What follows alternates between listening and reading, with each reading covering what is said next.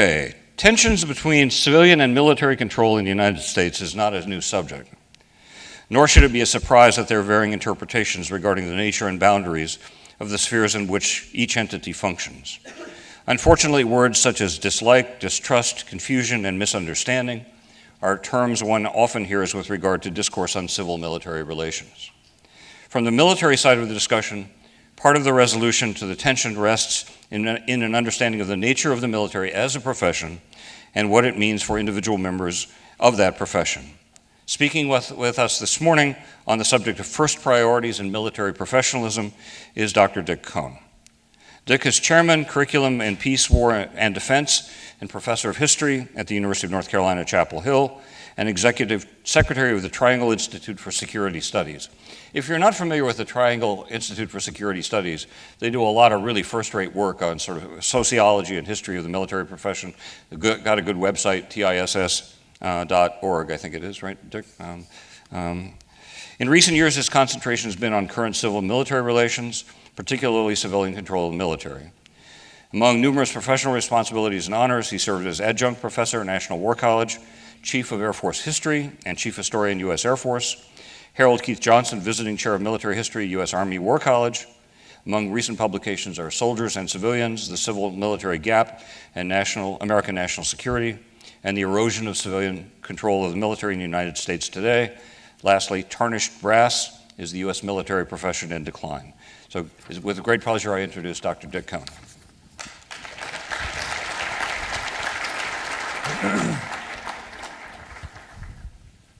Thank you, Martin.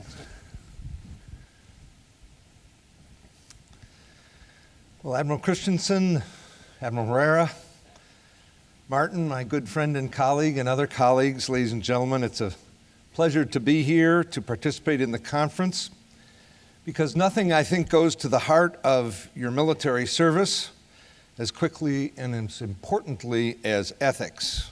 They're the foundation for success in war and all the other endeavors and activities that military people undertake.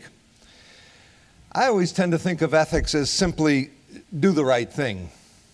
But what are the right things? What are the priorities? How do you define these things? And what happens when different courses of action are in conflict? And that is what I want to discuss with you this morning. And I want to start out, before I get to civil-military relations, with talking about some other ethical obligations that I think you have. The three priorities, in my judgment. The first is to follow your oath to the letter in everything you do. And I quote it again to you: support and defend the Constitution of the United States against all enemies, foreign and domestic, unquote, and, quote, bear true faith and allegiance to the same, which means no pettifogging on the language. Follow the spirit as well as the letter. That means you have to know what's in the Constitution. How many of you have read the Constitution in the last 3 years? Oh, that's wonderful. How many of you have studied it? Studied it, thought about it, discussed it with someone? That's wonderful too, because you swear to uphold it every time you're promoted. And you swear to implement it and support it even at the risk of your lives. The second obligation, I think, is to know your business, whatever technical specialty or the character of it. Know how to do it well under any circumstances, strive for consistent improvement. The Admiral talked about this, Martin talked about this.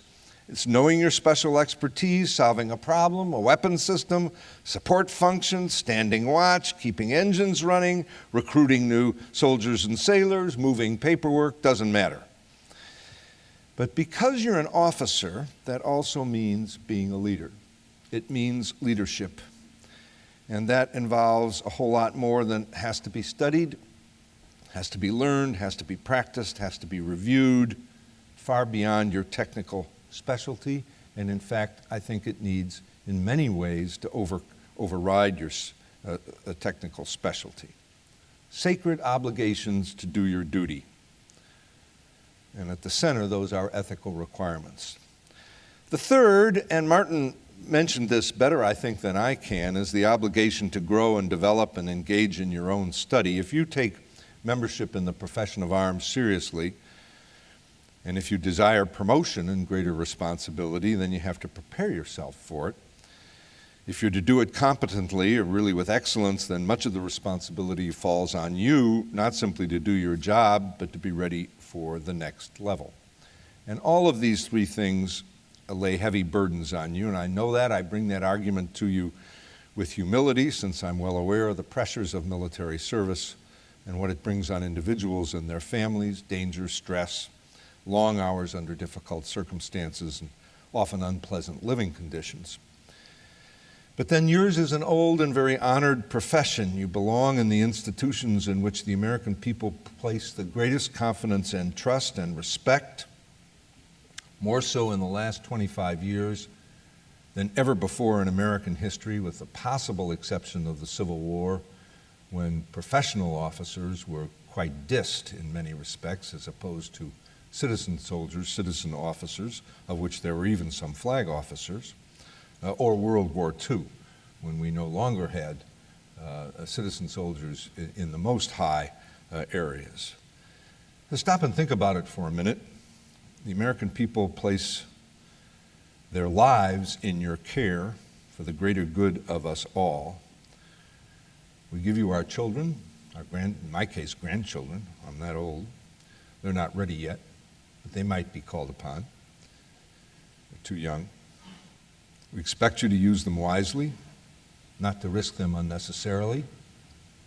If you think about the way soldiers talked about being killed or maimed in the Vietnam War, you remember the term they used? They used the term wasted. Stop and think about what it means to be wasted. And yet, at the same time, to accomplish the tasks and missions our leadership places upon you. Beyond that, even, we entrust the safety and the existence of this nation to you. Your advice, your leadership, your training of men and women, commanding, almost everything that military officers and enlisted do. Now, the need to prepare yourself for greater responsibility, the third. You cannot depend on the institution to do that for you. If you stop and think about it, the armed forces are the only institution in society that I know that separates so dramatically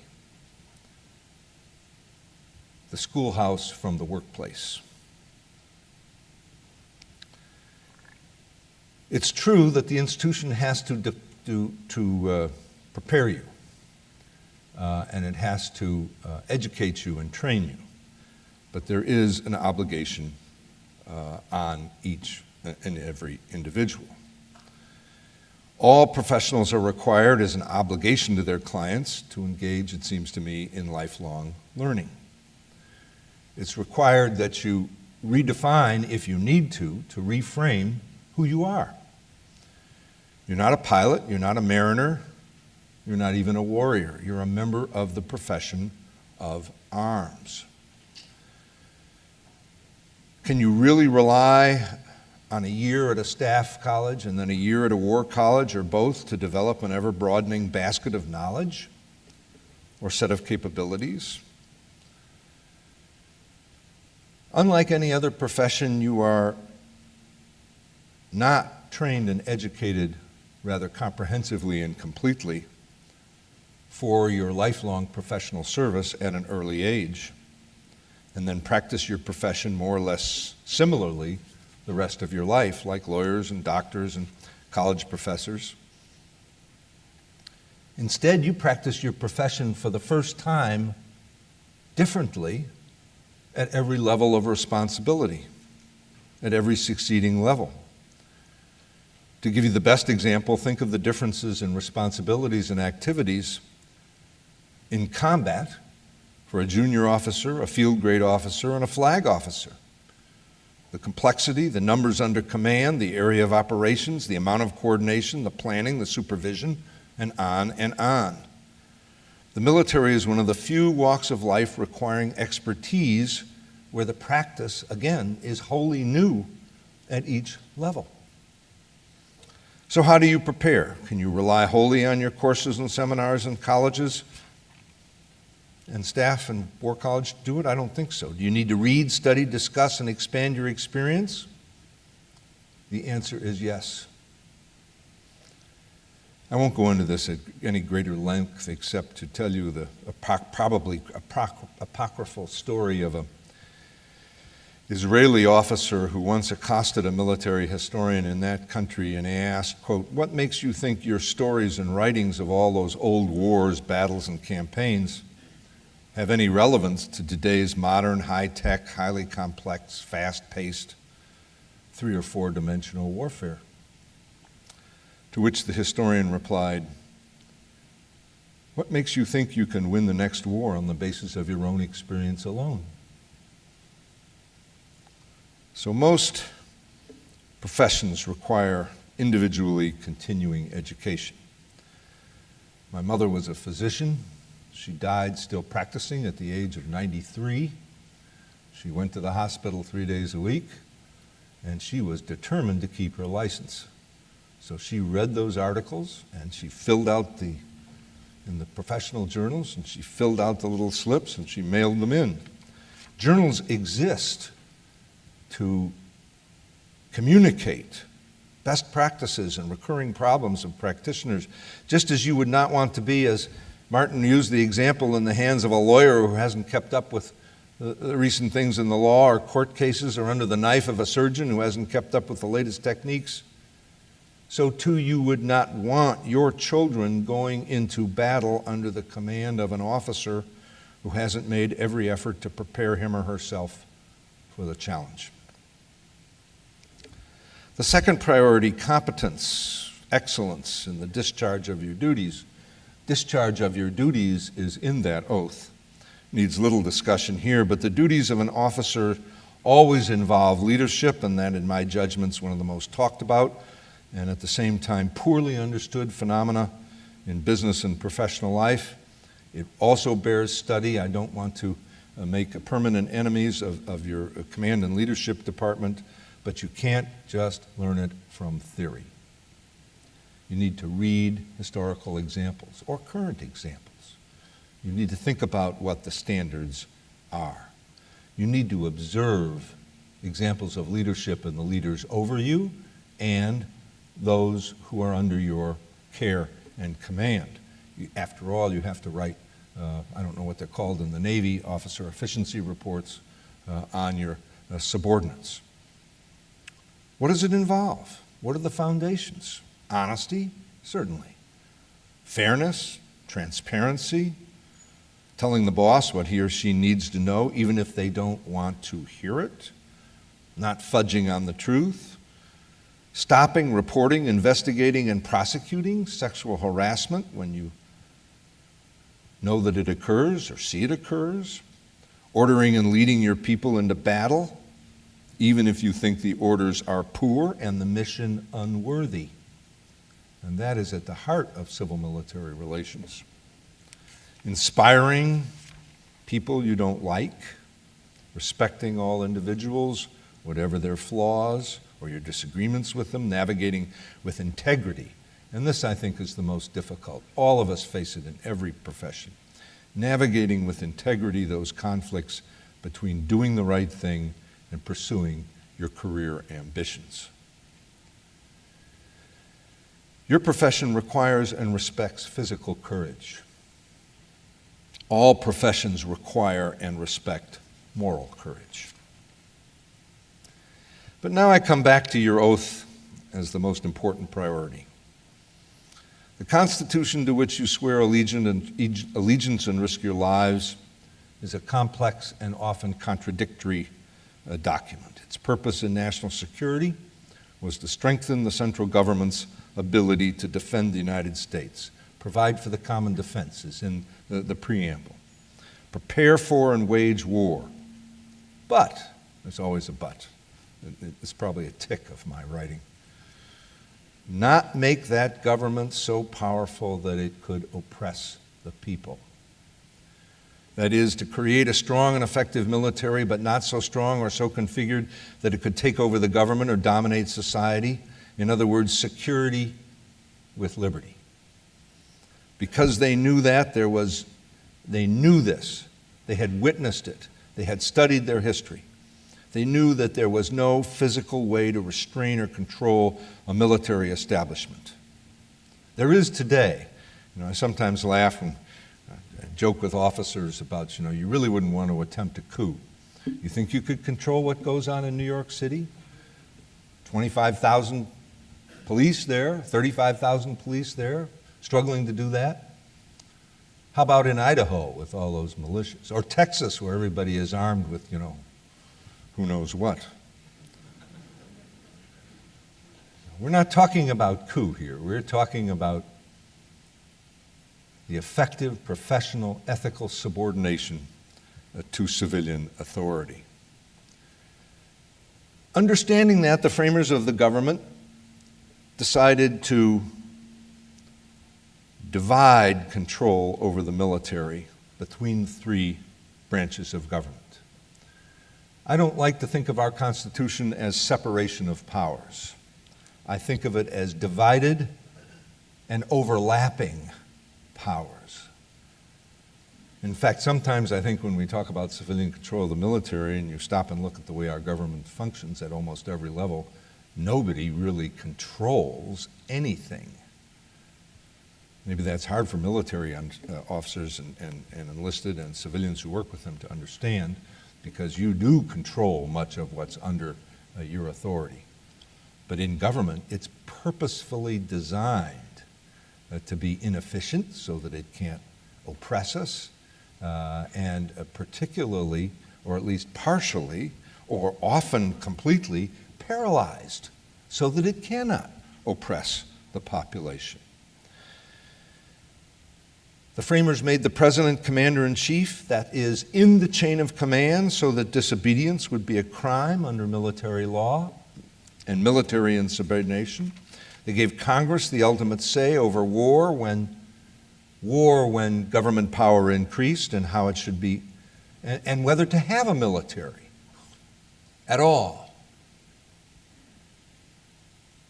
and how it should be organized and sized and supported with money. And of course, it gave the judiciary legal authority over individual members of the military. Thus, no single authority had really complete control over the military, so that no one person or branch could use it to take over the others unless the Constitution itself was destroyed. Thus, you have to take that oath. And every official at the state and national level takes that same oath. Yet they knew it might not be enough, even that, so the framers of the government put other checks in the document. The guarantee clause. The government will guarantee to every state a republican form of government, which means nobody can take over a state and own it completely. There was one guy in the late 19th century who bought this island in the middle of Lake Michigan. I don't know if you know it. It's called Beaver Island. It's about 10 acres or more. Actually, it's larger than that. And he bought the thing, and then he declared himself the king of Beaver Island. Well, the state of Michigan said, we don't think so. Most important, they put the militia in the Constitution. The concept of citizen soldiers controlled in peacetime by the states themselves. They attempted to strengthen the militia. The central expectation was that the United States would rely for its history on a strategy of mobilization, a small professional army that would lead a larger mobilized army and navy for wartime, so that there would never, ever be the need for a large standing army. We had the ocean to protect us from Europe. We had time for mobilization because of the coast artillery system. There's some forts in Narragansett Bay that were begun in the 1790s. It was the foundation, by the way. We tend to think the Navy, the Army, the foundation for the first 100 years of American security was the coast artillery system, because any country that was going to invade the United States would have to seize a port for the logistical support of any army. And you couldn't seize a port if you had guns and forts there, so there would have to be a campaign to reduce the forts, and that would give the country time to mobilize its citizen soldiers. Take a look at the Civil War and all those naval operations along the coast. You've seen that wonderful movie, Glory. Why did those people die? They were trying to take Fort Wagner outside Charleston, because that's the only way you could invade. Well, this has worked, this Constitution. It's worked because of the rule of law and the reverence for law in our history. It's worked because we have relied on citizen soldiers, not you all. I'm not talking about citizens who are professional soldiers or in the profession of arms.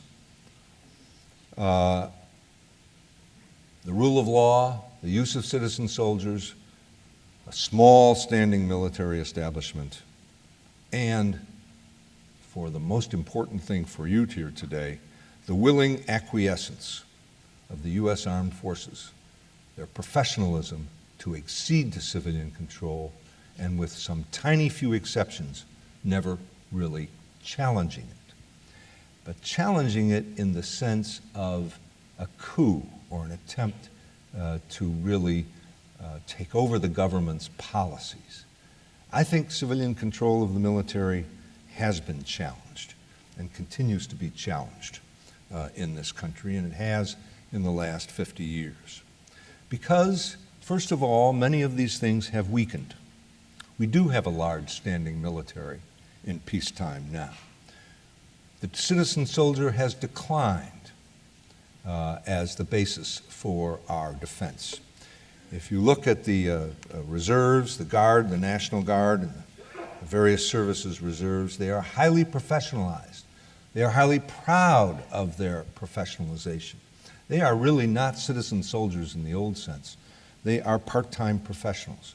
And when we did that study of civil-military relations at the Triangle Institute, giving people a huge, complex survey document to ask their attitudes, perspectives, values, and opinions, we found the reserve officers much closer to the professional officers than they were either to American civilian elites or to the civilian population. The importance of national security has made the military much more powerful in the way the government is organized, and their opinion much more governing on so many different kinds of foreign policy issues. The prestige of the U.S. military, its legitimacy, its place in society, the trust society puts in it has been important. Even the rule of law, I would argue with you, has been declining to some degree in this society, not in the overall sense, but certainly in the respect the American people have for the court system, the kinds of ethical and legal behavioral problems that we have across many walks of life in the United States. And then last of all, and I think that's probably why I'm here, I think the understanding and behaviors of the American military in support of civilian control has frayed. I had a conversation with a retired general with whom I have enormous respect, and he said to me once, he said, "Dick, I don't understand why you think we don't support civilian control." And I said to him, "I know you support civilian control, but I think we have lost some understanding of it because some of the behaviors of the military, both institutionally and personally, don't support the best practices for civilian control." The evidence for it is widespread. The struggle over roles, missions, budgets in the last 6 decades has led to all sorts of efforts that undermine civilian control. There is, first of all, what I would call the ménage à trois. You know what that is in marital situations. The fact that control is divided between Congress, largely between Congress and the executive branch, gives the military great opportunity to play one side off against another. And you can see it in military policy for the last 60 years, much more so than prior to World War II. You probably don't know that the placement of the Commandant of the Marine Corps on the Joint Chiefs of Staff was never desired either by the chiefs or by the President. but in 1979, the chairman was out of town. The commandant talked to a favored senator, said it really needed to be done. It was put into the law in this huge, complex appropriations law that the president couldn't very well veto, just because the commandant was moved on to the Joint Chiefs of Staff. Besides that, no president wants to take on the Marine lobby. So there it was. Well, civilian control, maybe, you could argue it was. Congress ordered it. But the ménage à trois operates, leaking, slow rolling, alliances with contractors, pressure groups, speaking out publicly on policy as some officers do, flag officers do, sometimes before elections. The whole legislative liaison world. One officer once told me after I gave a talk at a war college that his job was to go up on Capitol Hill and restore $2 billion to his service's budget that the Office of the Secretary of Defense had cut out. There's been an effort to control outcomes. In the 1990s, over all those interventions under the Clinton administration, relations were pretty bad under the Clinton administration. The joke in the Pentagon was, the answer is 500,000 troops and 10 years. What is the question? In our survey at the Triangle Institute, we asked people, in advising the president on intervening on the various subjects, an exit strategy, whether to intervene, the rules of engagement, which units to use. On some of those questions, a majority of the officers felt the top military leadership should insist on their point of view. Well, what does that mean, to insist? Does that mean take our advice or else? Or else what? Civilian control is a situational phenomenon. It depends on issues, people, context, and political power. In the last 20 years, civilians at the top of our government have become, in my judgment, afraid of the senior military. Certainly true in the Clinton and Bush administrations afterwards, W. Bush. The story that one reporter tells of when George W. Bush had decided on the surge in 2006, he went over and essentially promised the chiefs that he would do certain things that they wanted done, because he felt that he had to have them on board in order to get the surge through. That if they opposed it, which they could, going to testify before Congress, that there would be a constitutional crisis, and essentially the Congress refusing to fund the surge. Now there is George W. Bush, who always said he would consult his military leaders on almost any national security issue, saying that he had to bargain with his chiefs in order to reverse the strategy, which was his responsibility, the strategy in the Iraq War, in order to get it through. The same was true all through the 60s, 70s, 80s, and onwards in arms control treaties.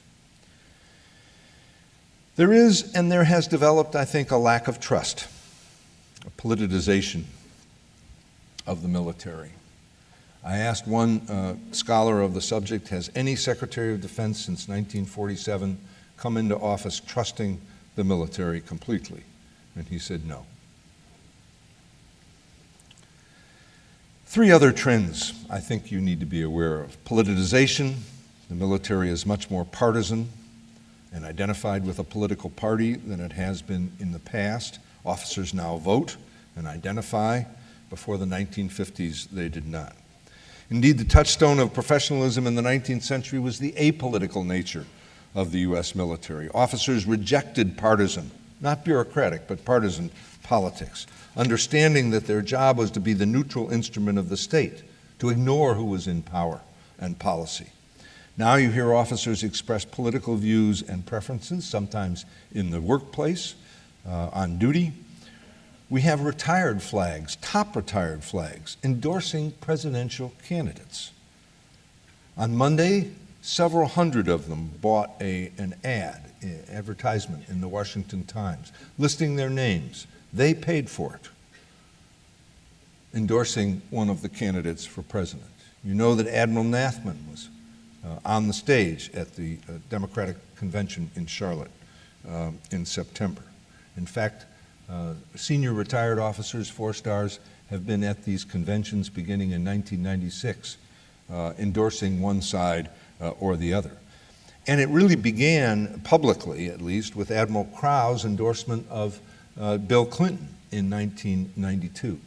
That, in effect, was an intervention in politics.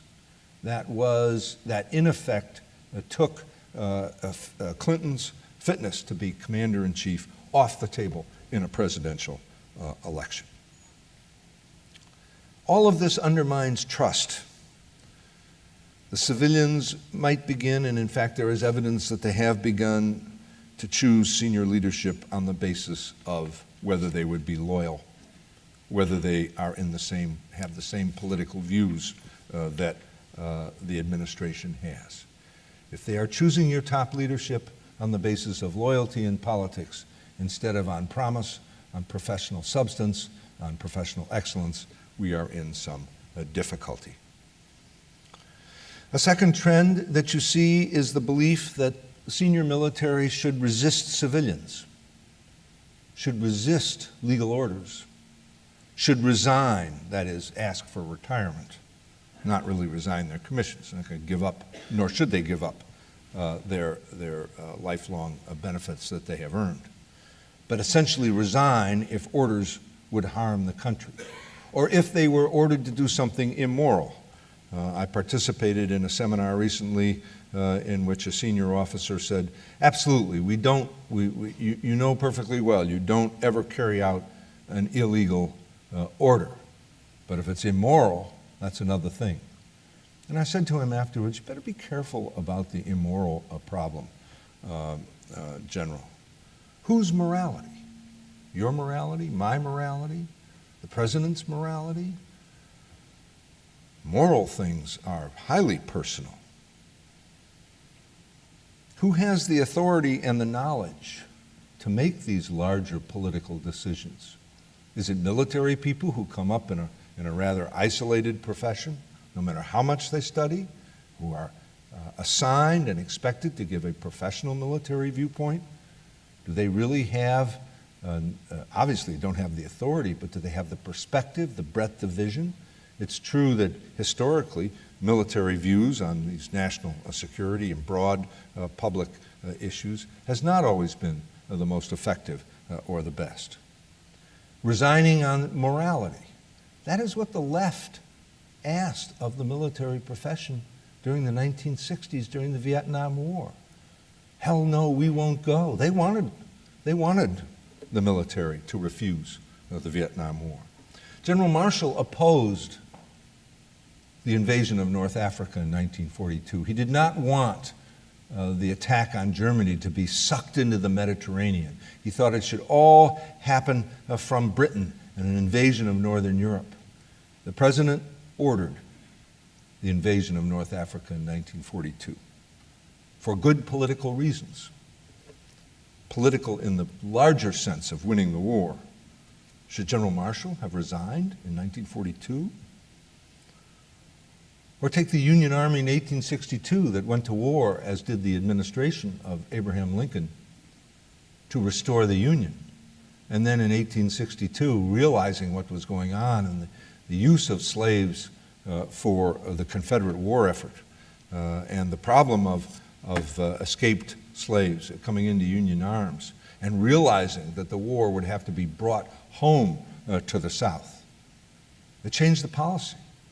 Changed the policy to a hard war of conquest, and issued the Emancipation Proclamation.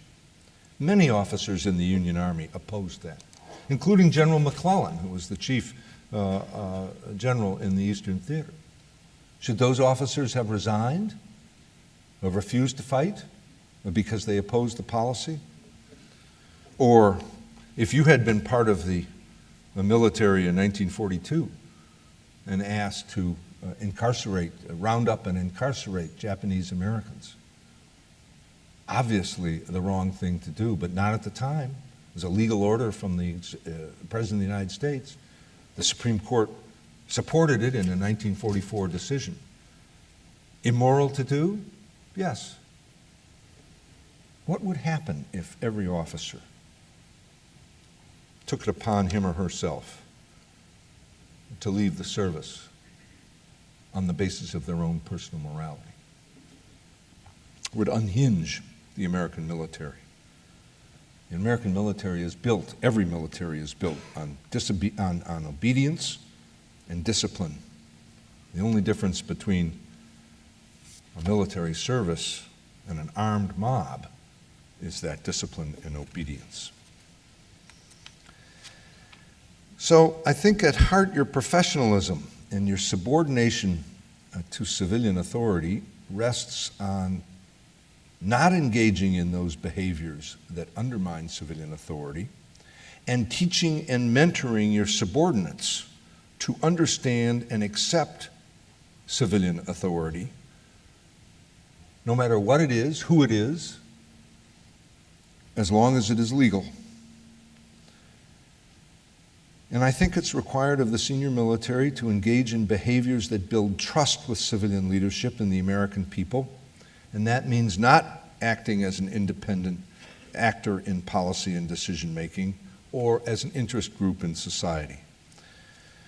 So these things, I think, are applicable to your senior leadership, but I bring them to you because I think you have to support rather than criticize your senior leadership when they engage in these behaviors. Not leaking, not denying information, not slow-rolling end runs to Congress up the chain of command, or framing choices in a limited fashion for their civilian superiors. Speaking up, insisting on the right to give military advice without varnish, yet avoiding making that advice so purposefully frightening as to dictate outcomes. Straight, thoughtful, professional perspectives delivered in private up the chain of command, forthrightly to Congress when called upon to testify. Flag officers should not speak out publicly on policy. My argument is that they should speak up but not out, keeping their advice confidential, preventing their staffs from leaking papers or advice, or letting either become public unless forced by the testimony before Congress. Let civilians make the military perspective public if they wish, but in front of Congress, military leaders have to be full, frank, and responsive, even at the risk of retribution from their bosses in the Pentagon or the White House, but they can't seek to have their personal opinions requested. Third of all, I would say military leaders must do right from a moral and professional perspective in the sense of resisting all efforts by civilians to have senior officers or any military members act otherwise. In other words, don't be suborned by the civilians. Officers at the same time have to be responsive to the civilians. Martin talked about foreseeing what their needs are, getting ahead of them. I think your leadership is doing that very much now on the issue of the budget, because they recognize that the rest of the government and the pulling back and the deleveraging and the fact that we have to make up for some of our economic and financial difficulties cannot be just taken out of civilian society. Many of your predecessors have been forced to prepare for war or even to wage war without everything that this society offers. General MacArthur did not resign when he was the Southwest Pacific regional commander, combatant commander in World War II, because he was the fourth priority of all of the theaters. You have to recognize, I think, that civilian control means that if, after frank exchanges, the civilians insist on pursuing a certain course of action, They have the right to be wrong. And I don't think you can interfere or stop them from exercising their authority, because it would undermine civilian control and threaten the very foundation of our government. The integrity of the system of government supersedes any conceivable national security problem short of the survival of the country. I think you have to fight careerism. I don't think officers can remain silent or suppress open discussion of significant issues in order to avoid angering civilian superiors. National defense requires that the armed forces communicate honestly inside their institutions as to the proper courses of action, studying warfare, current or past campaigns, projections about the need for weapons or doctrine or strategy or tactics. If such a discourse angers the civilians, that's too bad, but it's a professional responsibility to make your profession as effective as possible. So the civilians get angry, so they threaten you. Part of a professional obligation in every profession is to control the relationship with your client. Doctors and lawyers do that. They outline the different alternatives, and then they let the client decide. I think you have to resist the institutionalism that to support your service under all circumstances. And maybe you can't do that at a junior level or a mid-level, but you have to advocate for it. Because Martin talked about losing the trust of the American people. When we did that Triangle Institute survey, we asked a representative sample of influential civilians in the public whether if, quote, civilian leaders order the military to do something that it opposes, military leaders would, we gave them choices, seek ways to avoid carrying out the order. Over 45% of civilian leaders and 2/3 of the public said the military would do that at least, quote, some of the time. 11% and 29% of each group answered most or all of the time. Now, what does that survey result imply? That implies that a good deal of the public thinks that the military acts in its own institutional interest. Believe me, you do not want to be perceived as just another pressure group in society. It would not be good for its support and trust and getting the American people to serve and to support. I mentioned resisting political manipulation by the political leadership. That happens all the time, particularly at the highest levels, and that has to be resisted. I think explaining a campaign or operation from anything other than a strictly military viewpoint would inevitably politicize the military, diminish the armed forces. I think there's been many examples historically of the politicians grabbing senior military officers to hide behind them in controversial military situations. Lyndon Johnson brought William Westmoreland back in late 1967 to sell the Vietnam War. General Petraeus was sucked into being the face of the military of the Bush administration's surge policy, despite his effort to be neutral and to be careful. Matthew Ridgway defined the proper behavior in a valedictory letter to the Secretary of Defense. I don't have time to read it to you now, but I think it's really important. It's an interesting text. Last, a fifth pressure, and that's the pressure of resignation. Martin mentioned the generals who excoriated Rumsfeld in personal terms. But the idea of resignation is perhaps the most toxic factor that undermines trust between the military and the senior political leadership. One senior officer told me that every civilian who interviewed him before he took a very senior job asked under what circumstances he would resign.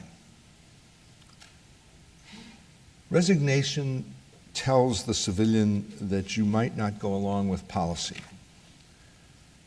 There is no tradition of resignation in the American military. The job is to advise and then execute lawful orders. An individual's definition, as I've said, of what's morally or professionally proper or ethical might differ from that of others in society. Can't know the larger national and international considerations involved, but if the political leadership feels that you can't be trusted, or that you will go out afterwards and endorse whoever's running against them in the next election, they're not going to choose you. And you may say, that's fine, I want to serve that person anyway. But it undermines the integrity of the system of choice. And say an officer resigned. Could you resign and then publicly explain why you oppose the policy? Wouldn't you be undermining the President of the United States or the Congress that passed the law? And what happens if one of the chiefs resigned? Well, it'd be a momentary problem, but a real political problem for the President. But what happened if the entire 7 members of the Joint Chiefs of Staff resigned as a group? What would you call that? Would that be a military revolt? And how would those who came in their place be able to establish the confidence of the armed forces in the future? Is it situational? Well, it's not a really important intervention in country X or a small war in country Y. Who's to make that choice of how important it is? I think other professionals can resign or quit, and you all can choose to leave the service at any time. But when you are up at the 4-star level, when you are acting for the armed forces with the American people in mind and the civilian leadership, there are different kinds of things under your professional obligation. And these professional obligations, and I'll close with this, extend into retirement. You understand the ethics of your profession as you retire, particularly as a flag officer. Those obligations apply in civilian control, not to use the reputation of the American military for disinterested patriotism or impartial service or political neutrality, to then suddenly turn and commit a partisan act. Why do the politicians come to these retired flag officers? It's not for what they are or what they did. It's for their first name, General or Admiral. Officers don't hang up their professionalism with their uniform any more than lawyers, doctors, college professors do. I'm retired now from the University of North Carolina, but that doesn't give me license to commit plagiarism, nor would I even think of it. To endorse presidential candidates or to attack an administration in which an officer has served at a senior level when it is still in office is improper. It uses the legitimacy and aura of impartiality to be partial and partisan. It tells officers on active duty that partisanship is acceptable. It suggests to the American people that the military is just one more interest group with its own agenda rather than being the neutral servant of the state. It telegraphs to the politicians that they had better choose generals and admirals on the basis of political or ideological compatibility and loyalty and subservience. And it suggests that senior military officers can't be trusted. It politicizes the military. So in the end, I remind you too that almost all senior officers, retired officers, know this. There are probably over 200 retired 4-stars. I can only count 27 that endorsed in this last election, but that's more than in the past. The curve, from your perspective, the curve is up. They know this, but the trend is bad, and I think it undermines civilian control and trust. Last of all, I come back to your oath.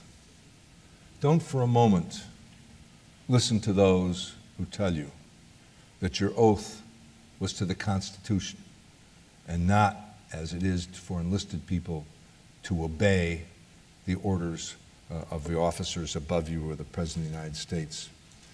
You cannot support and defend the Constitution and not obey the legally and constitutionally elected and appointed leaders of the United States government. That business of the oath being only to the Constitution was an excuse General MacArthur used in 1951 to undermine the policy of the Truman administration, argue for a wider war, disobey his orders, and almost unhinge our policy in the Far East and make the Cold War a hot war. It is an excuse. It doesn't work that way. And I think that's ultimately one of the great lessons of this. You all are under military discipline, and you all understand your responsibilities. But at the higher levels, you cannot go into this territory of refusing direct orders, legal orders, on the basis of your own judgment, or becoming your own constitutional lawyer when you are given an order. The American military would come unglued, and that is not what the American people or what you really want. So thank you for your attention. I'll be glad to take questions.